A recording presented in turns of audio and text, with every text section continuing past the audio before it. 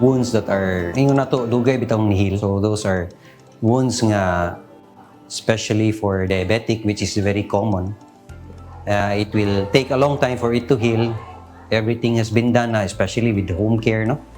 And with some antibiotics, di gyapon mo heal and then mo complicate further. It's not kanang dili nang kanang nasamad lang, bago lang din. So katong mga wounds nga dili lang mo heal more than 3 weeks na because of an underlying disease. Hindi lahat ng sugat ay basta na lamang naghihilom. Para sa mga pasyenteng may diabetes at iba pang sakit, nauuwi ito sa tinatawag na chronic wound. Kapag hindi agad nabigyan ng tamang lunas, maaaring humantong sa impeksyon at lalong lalala. Bilang tugon sa pangangailangan ng angkop na wound management, binuksan ng Mactan Med ang kauna-unahang wound care unit sa Lapu-Lapu City.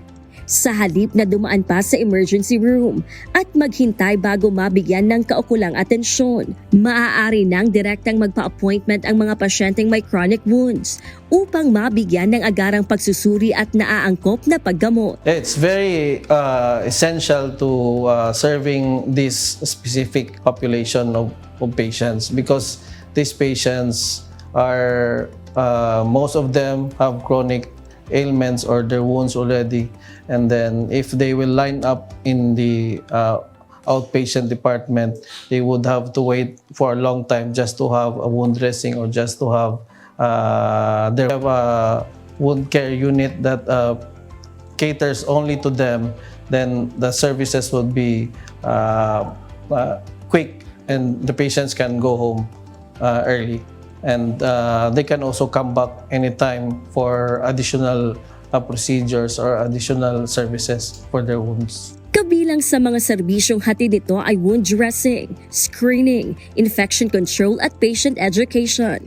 Para sa mga doktor, malaking bagay ang pagkakaroon ng isang dedicated wound care unit dahil kumpleto ito sa kinakailangang gamit at nagbibigay ng sapat na oras para sa masusing pag-aalaga sa mga pasyenteng ginagamot. May mga surgeon at espesyalista na nakahandang tumutok sa bawat kaso. Hindi rin kailangang ma-admit ang mga pasyente.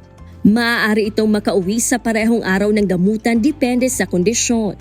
Kasabay nito, pinaaalalahanan ang publiko na iwasan ang self-medication upang maiwasan ang komplikasyon. Once you see or notice the wound, consult immediately. Okay? If early siya makatch, you might not even need any special na mga surgeries or procedures. If makatch early, maybe antibiotics lang, pwede na siya.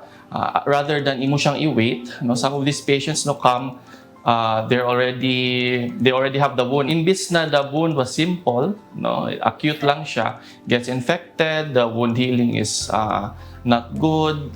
Eventually, it becomes a chronic wound and much more difficult to heal because what you lose limbs, no, mag-lose yung function, no, so you will have difficulty in movement, in walking, so that affects quality of life, no? So the earlier you, the better. Saklaw ng PhilHealth ang naturang programa ng Mactan Med, kaya mas magiging abot kaya ang gamutan para sa mga nangangailangan. Inaasahang sa pagbubukas ng wound care unit sa Lapu-Lapu City, Cebu, ay mas marami pang pasyente ang mabibigyan ng maagap at maayos na pangangalaga. Gladys Tuwabi, UNTV News and Rescue. Diyos ang aming sandigan, serbisyo publiko ang aming pinahahalagahan.